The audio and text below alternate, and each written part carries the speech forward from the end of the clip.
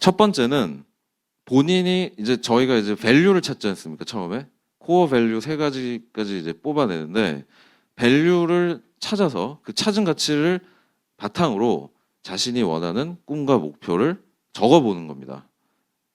제가 소프트뱅크 아카데미아라는 학교를 다니고 있습니다. 손정희 회장님이 이제 직접 이렇게 강의를 하십니다. 굉장히 제가 감동을 받은 포인트들이 많이 있어요. 근데 그 중에서 하나를 꼽자면 이런 얘기를 하세요. 자신이 오를 산을 정하라. 그렇다면 이미 인생의 절반이 결정된 것이나 다름없다. 우리가 무엇을 스스로가 원하고 이루고 싶은지가 분명하지 않은 상황에서는 아무리 뭔가를 열심히 해도 그냥 방황하고 배회하게 될 가능성이 많아요. 어릴 때부터 공부를 잘해서 남들보다 잘한다고 칭찬을 많이 받고 공부를 잘하니까 좋은 학교에 진학을 했다. 근데 내가 뭘 원하는지는 잘 모르겠다. 그거에 대해서 고민해보지 않는 거죠. 졸업을 할 때가 돼서 다른 사람들이 좋다라고 하는 직업을 나도 그냥 따라서 고르는 거예요. 그리고 아닌 것 같아. 그래서 다시 시험을 준비를 한다거나 근데 아직도 뭐가 내가 원하는 건지 모르겠다. 라고 한다면 그 과정에서는 정말 열심히 관리를 잘하고 한다고 해도 나중에 돌이켜 봤을 때 엄청난 시간을 허비한 셈이 될 수가 있습니다. 그렇기 때문에 저는 여러분 각자가 원하시는 것이 무엇인지를 찾고 끊임없이 그걸 추구하고 고민하고 하시면 좋겠다는 생각을 먼저 말씀을 드리고 싶어요.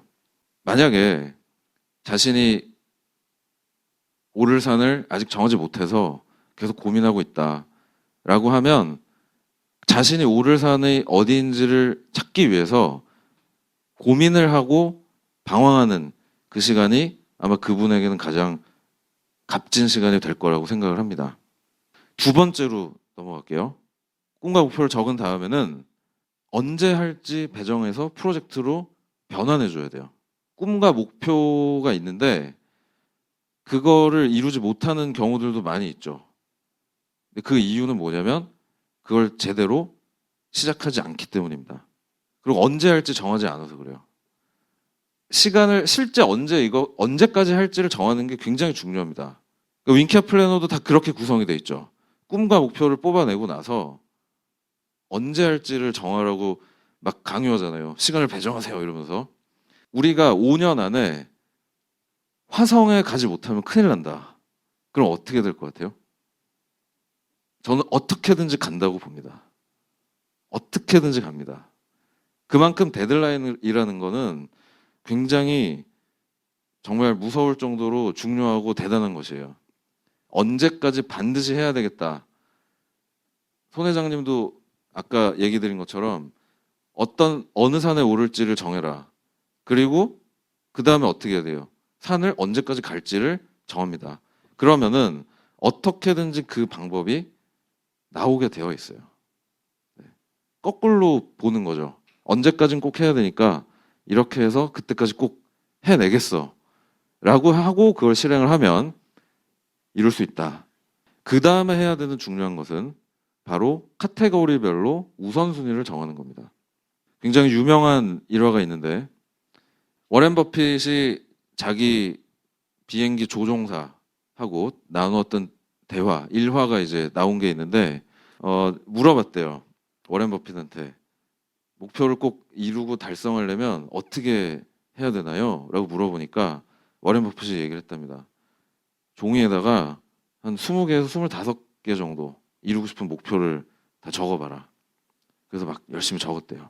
여기 25개가 있어요.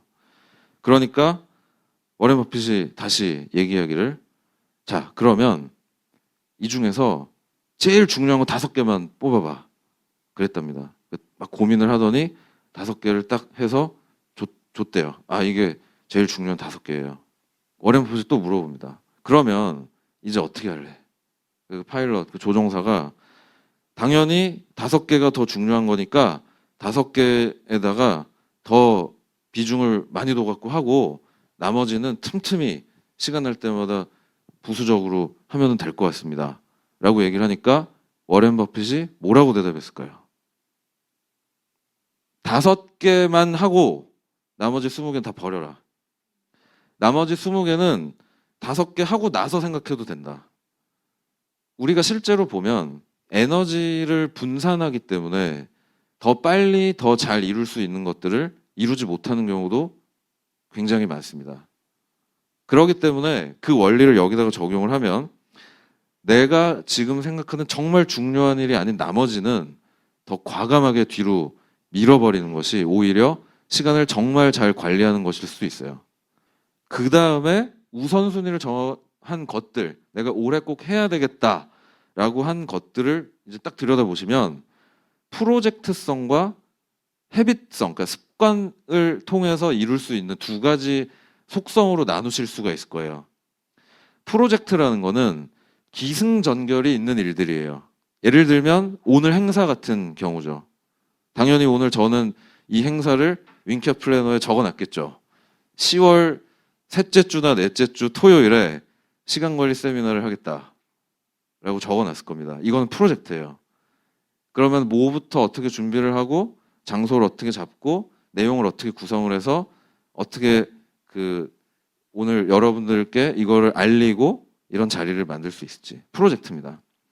그런 프로젝트성이 있고 그 다음에 습관성이 있어요. 내가 2016년 말에는 체중을 몇 킬로 감량하겠다. 그러면 그거는 어떻게 해야 되나요? 기승전결로 그냥 하면 되나요? 마지막에 몰아서? 마지막 일주일 동안 한 끼도 먹지 않겠어. 그래서 달성했다라고 하면 몸만 버립니다. 1년 동안 꾸준히 내가 뭐 몇 킬로를 감량하겠어라고 하면 매일매일 식사를 어떻게 하고 운동을 어떻게 하고 이런 걸로 달성할 수 있는 것이죠. 그거는 거의 매일 체크를 해야만 됩니다. 그래서 프로젝트 매니지먼트는 월간 프로젝트 관리 쪽으로 보내고 그리고 습관으로 관리해야 되는 것들을 헤빗 메이커로 보내면 1년 동안 이제 계속 체크를 하면서 관리를 할 수 있도록 만든 겁니다.